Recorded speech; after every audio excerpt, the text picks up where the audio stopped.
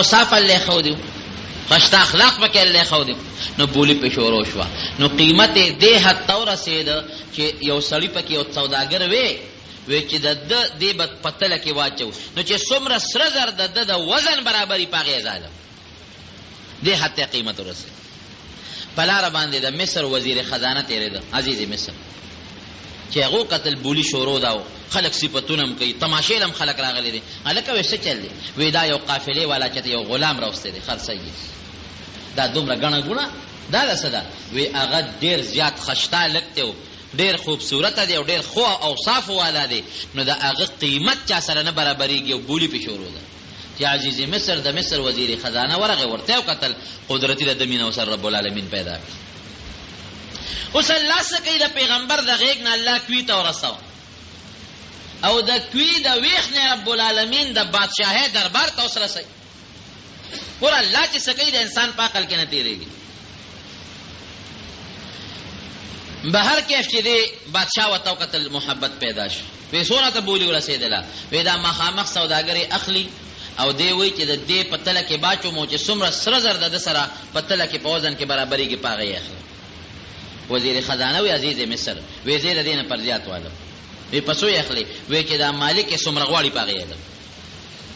مو مانګي قیمت ته چې څومره پیسې غواړي بس هغه وای چې د الګ د نزوال هغه وی خدومره ادینه زیات سره زر او دومره دراهم او دنانیر بس حکم یو کاغه پیسې ولا ورکړي او یوسف علی السلام میزان سره پاس باندې سور کو کوړته بوت رب العالمین د بادشاہ دربار ته ورس خذل بوته د خذینو می زلیخه ده وی خذی او ماشوم میرا واست او ډیر خالق ته ځان سره لو یو تربیت کوا خود دې عزیز د دې وزیر خزانه د مصر بچی نشتا نارینه اولاد نشتا وی دا سې کار دی چې دا لږ ډیر خدي مونږ ته په د باندې الله تعالی ډیره فائدہ ورسي هغه دا چې مونږ به دې خرڅ کو ډېرې لوی پیسې برالو کی اګه د خو اخلاق او خاوندو په بچیواله په زویواله به ځو سات یا به ځان سره بچی کو او که بچی نینو خرڅ به کو نو مونږ ته به دومره فائدہ ورسي چې زبردست تجارت کې به مونږ ته ډېر لوی ګټه به ورسي چې زلیخه وتو قتل داغه وسره مینه د خاون په نسبت داغه نم زیاته شو یرا سړی داسې به وکړو چې تجارت دانوم بدل میانځو بس لوی به کو اسیم زمو استاد وی نشتا بدا زمون زوی شو وی ډیر خدای خدای اخوا په یوسف علی السلام په یعقوب علی السلام په پلار غم تیریږي اخوا د بچو هغه د بغض او د حسد هغه دروازه الله کولا وکړه هم په پلار معلومه شو دی خو دی کوي ته ورسید سوداګر وروست په مینه او په محبت باندې رب العالمین د هغه لګي مینه محبت د وجه نغوی ته څومره پیسې ورکړي او دی خو رب العالمین د بادشاہ دربار ته او د یو وزیر کور ته راوسته الله ګورې دا خی ډیر زیات عبرتونه دي پکې یو خدا چې په لوی خلکو څومره لوی خلک یې هغه مشکلات او غمونه په ډیر راځي لکه په یعقوب علی السلام څومره غمونه راغله او دویم دا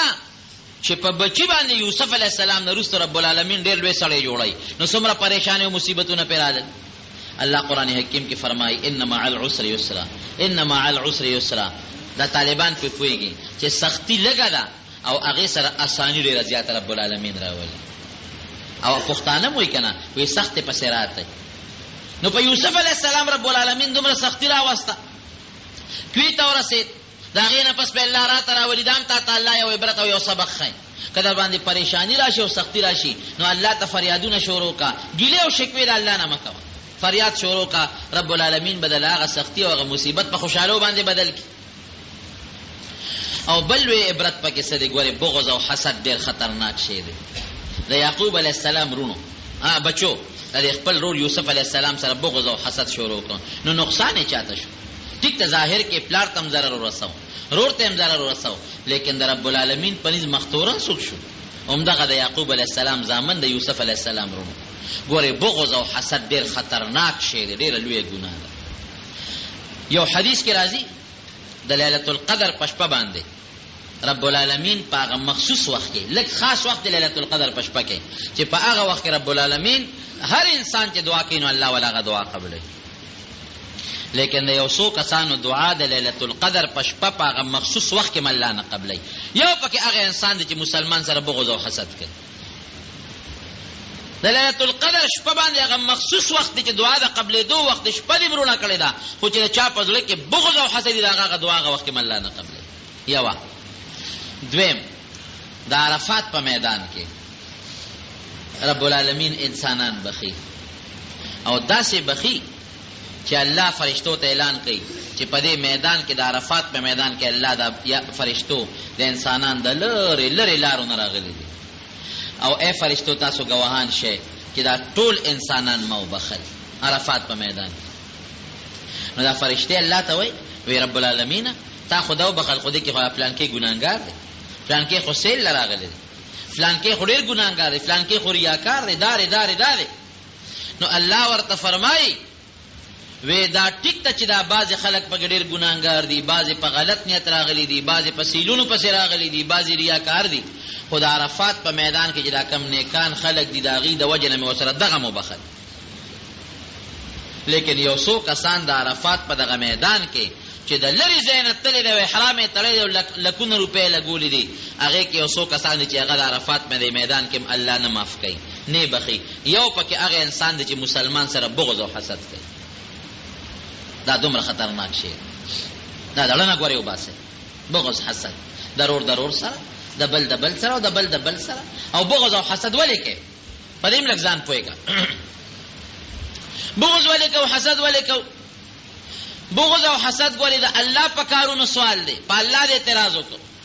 لکه تعالی الله مال درکړی دی او زما سره حسد دی چې د الله دا مال دی ولې ورکړی دی، نو دا خو تا په الله اعتراض وکړو. تعالی الله عزت درکړه، تعالی الله علم درکړه، تعالی الله حسن درکړه او زه سره حسد کوم، نو دا ما په الله اعتراض وکړه چې الله ولې دې ورکړو. نو د خدای په کارونو ته اعتراض کې. او زه همیشه طالبانو ته یو خبره کوم، زه وایم د حسدي انسان دپاره دا سزا ډېره ده چې زړه خپل خوري. ګورې بل چا ته ضرر رسولی شي، که زه ډېر هم تا سره حسد وکړم نو تا ته زه ضرر نشم رسول، پړله مې خوړم. که زه ډېر هم حسد وکړم چې دا مال ولې دی او دا علم ولې الله ورکړه او دا سپینه جامه ولې الله ورکړه او دا حسن ولې الله ورکړه، د عزت ولې الله ورکړه او دا ولې دا داسې خوشحاله دی او دا خوشحالي ولې الله ورکړه، نو د هغه په دې حسد څه کمولی نشم، خپل ځان لړه خورم. نو د حسدي انسان دپاره دې نه غټه سزا بله نشته چې اړه خپل خوري. ګورې بل چا ته ضرر نشي رسول. نو که د چا په زړه کې مسلمان سره بغض حسدي، اوس نه توبه وباسئ او الله تعالی نه سوال وکړئ چې یا الله موږ د بغض او حسد نه محفوظ وساتئ. دا ویلی شي چې الله دې بل دې مال ورکړی دی، خدای را دې نصیب کړي او مال هم داسې مال نه کړي. دله دې علم ورکړی دی، الله را دې نصیب کړي په خوشحاله یم، مال هم داسې راکړي. دله دې بچي ورکړي، دله دې عزت ورکړی دی، دله دې ښه ژوند ورکړی، روغ صحت خدای را دې نصیب کړي، تا ورکړی دی، مال هم داسې راکړي. دا خیر پس خیدل وته پښتو کې وای دا خیر دی، خو حسد او بغض خطرناک ګناه ده. الله دې مسلمان وساتي. نو ګوره د یوسف علیه السلام درونو په زړه کې بغض او حسد، پلار ته خپه شو، پیغمبر یې خپه کړ، بل رور چې هغه وروستو پیغمبر جوړېدو والا دی هغه ته څونه ضرر ورسو. دا د بغض ګناه شوه که نه؟ چې بغض حسد کې اکثر بیا جګړې ته جوړې شي، قتل و قتال او جګړې او ټوپک باندې ډزې وغیره ته جوړه شي، کمې ګناه ته خبره ورسېږي، خطرناکې ګناه ته خبره ورسېږي. نو یو ته دا معلومیږي چې بغض او حسد به ګورې قطعا نه کوي. بل دروغ به نه وی، پلار ته دروغ ووایي او هغه دروغ یې الله ښکاره کړل، رستم د دروغ پته لګي. دروغ مه وایه، دروغو کې خو زه تا ته دروغ یم ته مې خوشحاله کړې، لیکن الله مې خفه کړ. او چې الله خفه کم، انسان د خپل کار کوي، که څوک خفه کېږي او که خوشحالېږي، خو چې لوی الله خفه نه شي. ما نه بعضې خلک په دې سیاسي ژوند کې لږ خفه شي، ولې زه دروغ نه وایم، زه یم وروره دروغ سیاست نه کوم، چې څوک راشي دا کار راله وکړم، د ټګۍ چورۍ چل مونږ له راځي، دا نه چې نه راځي، خالی راوبشي او بس سبا او بله ورځ راشي او بله رامنډې تړلې به، لیکن ولې الله خفه کم، صفا خبره کوم، دا کار دې کېږي دا سره منډه وام، دا نه کېږي نو باید سړی وایي یاره تېراله نه کړې، زه یم ځې بعضې څیز د ما په وس کې به وي، بعضې به د ما په وس کې نو پاکه صفا خبره کوم، دروغ نه وایم. دا ممبری زه یم نن شته او سبا به ني، لس ورځې 15 ورځې به دا ممبری وي، خپل کار به کوي، خو چې لوی الله رانه خفه نه شي. که څوک خفه کېږي او که خوشحالېږي، خفه دي شي خلک، خو چې رب العالمین خفه نه شي. نو پام کوئ، تاسو ته هم دا نصیحت دی، دا راته وصیت کوم چې دروغ قطعا نه وایه. دروغ څه له وایي چې بل مسلمان خوشحاله کړي، نو چې مسلمان دې خوشحاله که څوک دې خفه کړل، الله دې خفه کړ. پام کوه الله خفه نه کړي، مسلمان به خپل کار کوي، مسلمان هم خوشحاله کوه، الله هم خوشحاله کوه. خو که داسې موقع وه چې مسلمان خفه کېده نو بیا الله خوشاله کوا مسلمان بخپل کار کوي دروغ به قطعا نه وي او که دروغ دی بي نو دروغ کار کیږي وردا پټم نه پاتې کیږي د دروغ انجام خامخا کار کیږي نو دوی هغه دروغ انجام رب العالمین ښکار کوي او چې څومره پچا تکلیف او سختی راشي رب العالمین دا غینه پس پیرات راولي دا دی ګور یوسف علی السلام کم ځای ته ورسېد چې مصر ته ورسېد د مصر دا وزیر خزانه د عزیز مصر خزه وسره رب العالمین انتهایی محبت پیدا کو ډیر زیات په یوسف علی السلام خیال ساتل کړه خپل زوی په شان ته الته په رب العالمین بل امتحان راوست ګور د نیکانو ژوندۍ له امتحاناتو او بیا د پیغمبر ټول ژوند د امتحاناتو نه ډک الته په الله داسې امتحان راوست چې د مصر د بادشاہ دا کومه خزه ده د وزیر خزانه اپه مینه شو دا غي وسره محبت او مینه پیدا شو یوسف علی السلام به ځان ساتل یو ځل هغه سکیم او سازش جوړ کړ هغه محل او په هغه ام ډیر خوبصورت خزه په هغه محل په او دروازو دنه یو کمره و اوسم د ریلوی او خلکو چې کوم محلات الاول یو گیټي ورپسې بل دروازه ورپسې بل دروازه نو په وو گیټو په وو دروازو کې دنه راغی ځان له کوټه واغې ته یوسف علی السلام دنه او دروازې ټوله جلندک او ځان یې ورته خشته خوبصورت ډولې ورته و یوسف دا ویخته دي سونه خشته او مزیدار وې کمل شم د ټولو نمخ کې به دا ویختره نه جوړیږي وې سترګې دې څومره خشته دي وې کمل شم دا به وبشي په دې سینه به مې روبېږي وې دا سرمنه وجود دې څومره خشته او خوبصورت دی وې کساره نه وته دا به چینجیونی سو بین بکې ګور سونه خشته جوابونه ولا ورکړه چې نه د په ویختو نازېګم نه پستر ګو نازېګم او نه په دې وجود نازېګم دا حقیقت دی ګور که انسان ډېر هم خشته دی او کله دستونه په ولګېدل یو لس دولس دسته وکړل ته دې مخته بیا وګوره بیا به یو بلا جوړه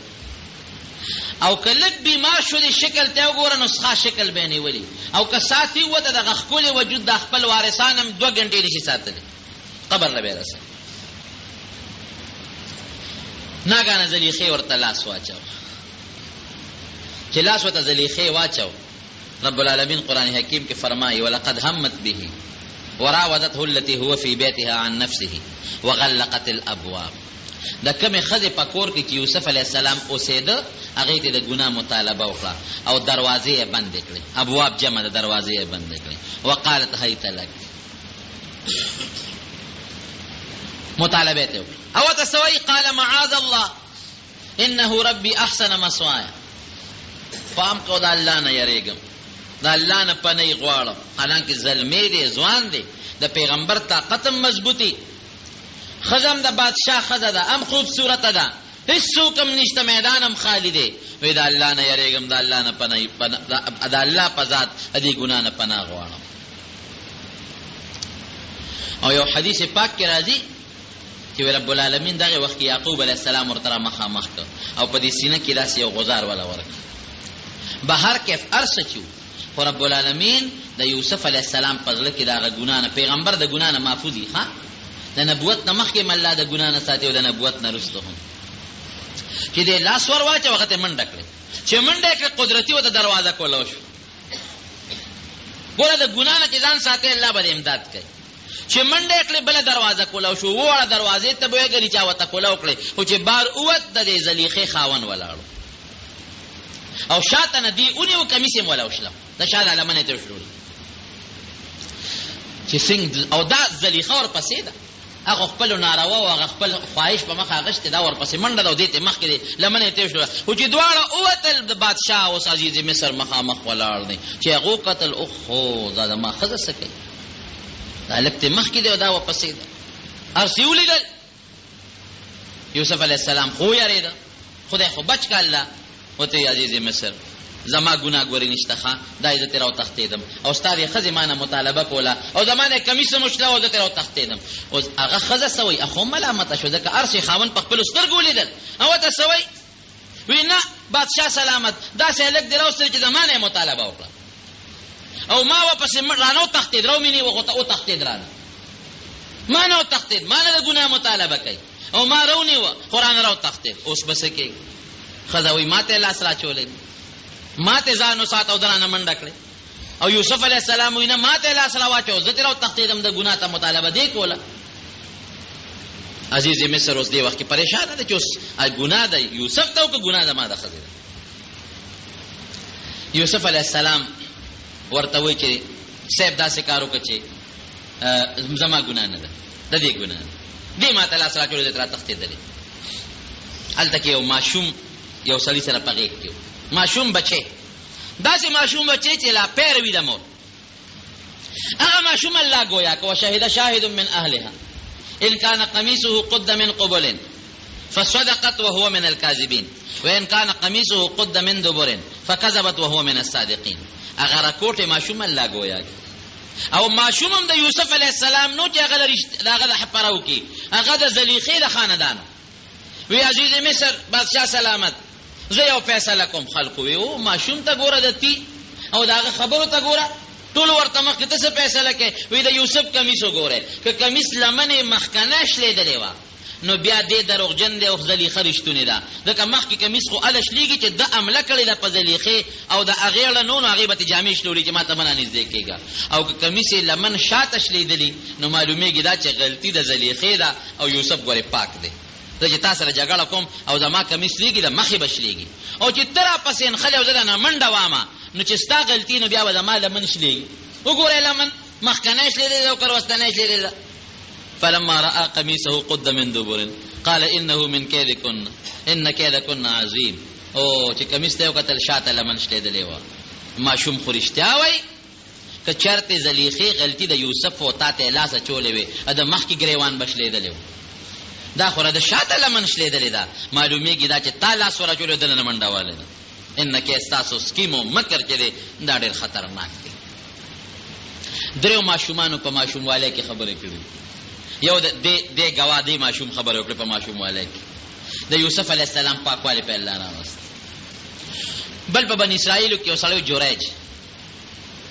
ډېر نیک سړی مور ورته یو ځل आवाज وکړ دی په مانځه ولاړ چې مور ورته आवाज وکړ دی یاره مور له ورشه مو کدا مونږ وکړ دا وی مونږ بو بیا ورته مور आवाज وکړ جوریج راش یاره وی مونږ کوم او کومور نه ورشه ظاهر مونږ بو کومور برستو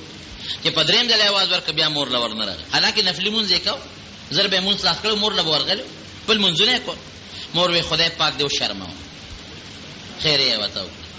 نو دې خو بار په دشته په بیابان کې په یو جونګړه کې اوسېده الته کې چې یو شپونکی یو بل سره بدعملي کړي وا دا شپونکی بچي پیدا شو خلکو وی دا کمه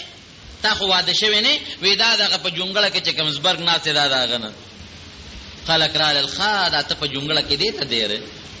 زمونږه وینځي او دا خلک چې دا شپون دغه راولي ګړې چيله دې ته دیره چې دې سره بناروا کې بس راګیره کوې ټکاو او هغه چې کومه عبادت خانه واغې ول روانه کړ او دوی دا زما ګناه نه ده ما نه دی کړی دا غلطي مې نه ده کړی هغه ماشوم د غیږه هغه پټینه ماشوم هغه نبی رسول الله غوړي فرمایي بخاری شریف کې حدیث دی هغه خبره شروع کړې وې زره دې جوړې د دې بزرګ بچی نه ما زره پلان کې شپون کې نه غوړي پیدا بیا ولا خلق رالل دوباره ولا جونګړه جوړ کړه او معافي ته غوښتله دا د مور د خیر و د وجه. او دریم عیسی علی السلام په ماشوموالي کې خبرې کړې مریم له رب العالمین ورک به د پلان خلق وی دا ماشوم د کمه فاشارت الیه نو هغه ماشوم د عیسی علی السلام لا تیرو دن کې دی هغه خبره شروع قال انی عبد الله آتانی الكتاب وجعلنی نبیا زه رب العالمین بندم مال به الله کتاب راکې او مال به رب العالمین پیغمبري راکې. نو یو عیسی علی السلام په ماشوم والے کې خبرې کړې یو دې ماشوم خبره وکړه رب العالمین په یوسف علی السلام پاکی راوستل لیکن دین یو بل خبره معلومیږي دا عزیز مصر بے غیرتین ته معلومه شو خزه ته هغه ګونه بعض خلک قسم په خزو کمزوري که خزه د دنیا ناروا کوي دې بے غیرت بړوا دې ته بړوا وای بړوا دا په خزه کمزوري خزه چار سکه د دنیا غلطه کوي په بازارونو کې ګرځي خوشی کولا او دې سبب بلا فخر په بیل کوي بړوا دې ته بړوا وای د چا لور د چا خزه د چا خور داسې په غلط حالت روانه یعنی که سړی وي نو دغه ځلیخه به دغه ځای کې رانیولې و او سم باغ سات به برابر کړو غټن لرګي به وته نیولو چې ها زه یو شرمولم زما دي بي عزت وکړه وته سوې استاسو د خزو د سکیمونه چې دي کنه ډېر سکیمره اس یو ټکی وته وې هم لاړه عزیز مصر خزه ده دماړو غاګونه ک بهر کیف یوسف علیہ السلام خو رب العالمین بچ زدان باقی واقعه به تا آینده جمعه کې بیان وخت کم دی خو دې کې چې کوم عبرتونه دي او ور سره بیانوم ان شاء الله آینده جمعه کې به تاغي بل بیان وکړو سوي بشیر جان